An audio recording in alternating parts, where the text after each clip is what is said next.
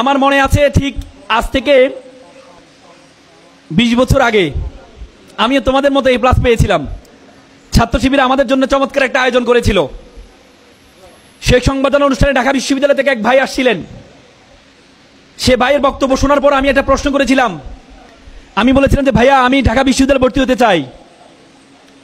আমি একটা অজপাড়া গ্রামে পড়াশোনা করেছি। তিনি আমাকে বলেছে, তুমি ঢাকা বিশ্ববিদ্যালয়ে যদি ভর্তি হতে চাও তাহলে তুমি যে প্রতিষ্ঠানে আছো সেই প্রতিষ্ঠানের পাশাপাশি তোমাকে আরেকটা প্রতিষ্ঠানে ভর্তি হইতে হবে। তা আমার একটা খটকা লাগলো, একটা প্রতিষ্ঠানে পড়ছি আবার আরেক প্রতিষ্ঠানে ভর্তি হইতে হবে, এটা কেমন কথা? তখন তিনি আমাকে বললো, আমি বললাম ভাই সে প্রতিষ্ঠানের নামটা কি? তিনি বললো সে প্রতিষ্ঠানের নাম হচ্ছে বাংলাদেশ ইসলামী ছাত্র শিবির। সেদিন ওনার কথাটা আমার বিশ্বাস হয়নি। পরে দেখেছি আমাদেরকে এ প্লাস সংবর্ধনা দেওয়ার পরে আমাদেরকে কাগজ দিয়েছে যে তোমরা যে 2 মাস বসে থাকবা না, তোমাদের জন্য আমরা ইংলিশ ফাউন্ডেশন কোর্সের ব্যবস্থা করেছি। আমাদেরকে ইংলিশ ফাউন্ডেশন কোর্সে ভর্তি করাই দিয়ে। তারপরে যখন ইন্টারে ভর্তি হলাম আমাদের জন্য নবীনবরণ আয়োজন করেছে। করার পর আমাদের জন্য একাডেমিক কোচিং সেন্টার নিয়ে আসলো, বললো যে একাডেমিক কোচিং সেন্টারে ভর্তি হয়ে এসএসসির মতো এসএসসিতে তুমি এ প্লাস নিশ্চিত করো। ইন্টারও এ প্লাস পেলাম।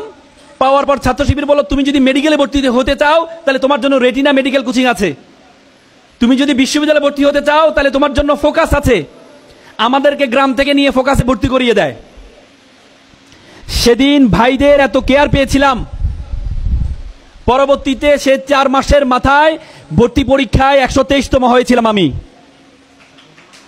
আমি এটি এজন্য বলছি তোমাদেরকে, it's the only one contribution of Bangla ইসলামী ছাত্র শিবির। ছাত্র শিবির বলে তুমি ছাত্র শিবির করা লাগবে না। তুমি যদি দক্ষতা অর্জন করতে চাও, তুমি যদি বক্তা হতে চাও, তোমার জন্য স্পিকারস ফোরাম আছে ছাত্র শিবিরের। তুমি যদি লেখক